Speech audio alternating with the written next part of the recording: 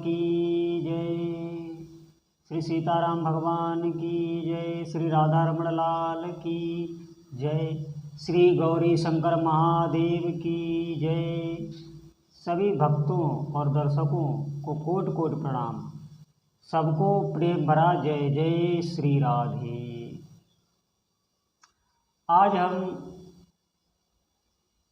सत्संग की बहुत विशेष चर्चा करेंगे कि मन हमें विषयों में कैसे फंसाता है और कैसे हम इसके जाल में फंसे रहते हैं और क्या उपाय है जिससे बचा जा सकता है।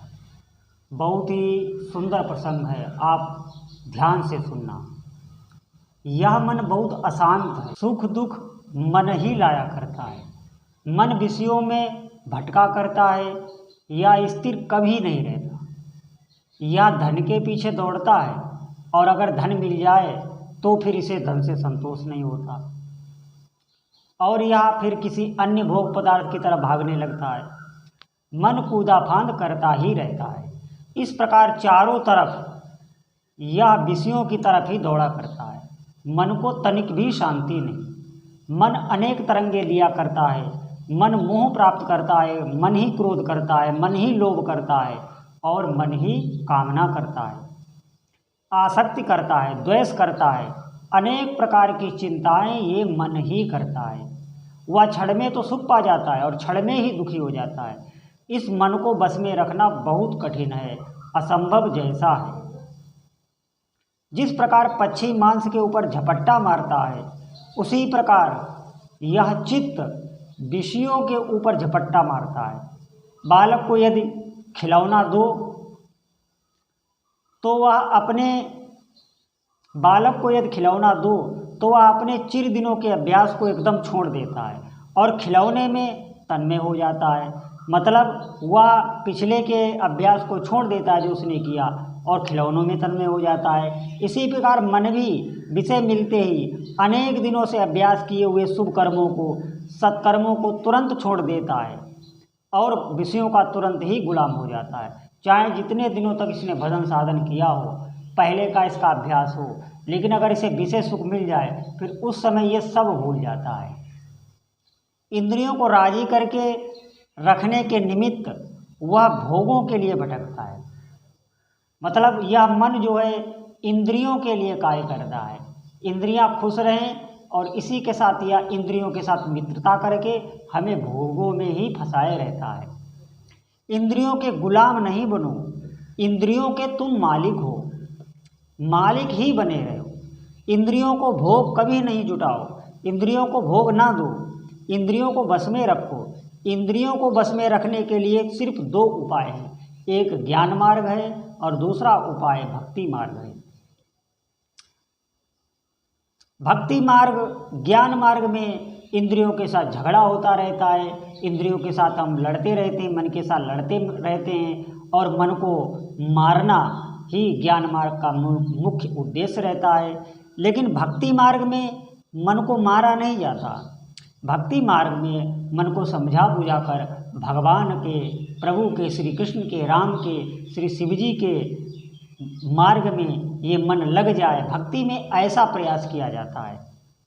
इंद्रिय रूपी पुष्पों को प्रभु को अर्पण कर दो। और ज्ञान मार्ग तो अत्यंत कठिन है। योगियों को प्राणायाम, प्रत्याहार आदि में बहुत कष्ट होता है। साधारण मनुष्य के लिए भक्ति मार्ग ही एकमात्र ऐसा सरल मार्ग है। भक्तों को भक्ति में अतिशय आनंद मिलता है। जगत में दो मार्ग हैं, एक त्याग का, दूसरा समर्पण का। तो त्याग मार्ग में जो जा न सकें उनके लिए सिर्फ एक ही मार्ग बचा, समर्पण मार्ग। और मन ही जीव को बंधन में रखता है। मनुष्य की मुक्ति के लिए इच्छा होने पर भी मन उसे साधन नहीं करने देता। अगर आपकी साधन में इच्छा भी है तो भी यह मन आपको साधना नहीं करने देगा। मनुष्य मन का कैदी बन गया है। इस मन रूपी शत्रु को जीतने के लिए महापुरुषों ने सम दम आदि जो साधन बताए हैं उनको करने की बहुत आवश्यकता है। चित्त हो तो ही संसार है। इस संसार को मन की कल्पना ने ही उपजाया है। मन का कोई आकार नहीं, मन स्वयं एक कल्पित है, क्योंकि मन एक असत वस्तु है। इस कल्पित मन की कल्पना से उत्पन्न हुआ संसार भी एक कल्पित ही है, मिथ्या ही है। जैसे स्वप्न में मन संसार खड़ा कर देता है, स्वप्न में मन अनेक प्रकार की वस्तुएं में दिखा देता है, अनेक रूप दिखा देता है, लेकिन जब हम जागते हैं तो वो हमें सब असत्य ही लगते हैं। इस प्रकार जब भक्ति या ज्ञान मार्ग में चलकर हमारा ज्ञान उत्पन्न होता है तो फिर ये संसार जो हमें दिखाई दे रहा है ये भी हमको असत्य ही लगता है। 84 लाख योनियों के चक्कर में पड़ने का ही नाम संसार है। चित्त का लय हो जाए तो संसार का भी लय हो जाए, मुक्ति मिल जाए। इसलिए मन को मारने का मैं उद्योग करता हूँ। इस मन की तृष्णा बहुत भयंकर है और वह विवेक और ज्ञान को ढक देती है, हमें कुछ जानने नहीं देती, सत्य वस्तु को छिपा देती है। तृष्णा मोह रूपी आवरण खड़ा कर देती है। तृष्णा से मोह उत्पन्न हो जाता है और यह तृष्णा जीव को बहुत दुख देती है। यह मनुष्य के आनंद सागर को सुखा देती है। तृष्णा वाले व्यक्ति को कहीं सुख नहीं मिलता, कभी एक क्षण के लिए उसे चैन नहीं मिलता। उसके हृदय की कोमलता नष्ट हो जाती है, उसका हृदय कठोर हो जाता है, दूसरों के प्रति उसका हृदय बहुत ही कठोर हो जाता है, उसके हृदय की कोमलता नष्ट हो जाती है। तृष्णा हृदय को जड़ बनाती है। तृष्णा मन को बहुत अशांत रखती है, पतंग की डोर के समान चढ़ाती है। तृष्णा मन को कभी भी एकाग्र नहीं होने देती, कभी भी भजन में नहीं लगने देती। तुम इस तृष्णा से बचने का सिर्फ एकमात्र उपाय है कि भगवान की शरण में होकर और भगवान के नाम का आश्रय लेकर भगवान की भक्ति करो और धीरे धीरे आपका मन शांत होने लगेगा, इंद्रियां शांत होने लगेगी, तृष्णा आपकी मर जाएगी। और अगर प्रभु में थोड़ा सा भी मन आपका एकाग्र होने लगा फिर आप धीरे धीरे आनंद सागर की ओर बढ़ते जाएंगे।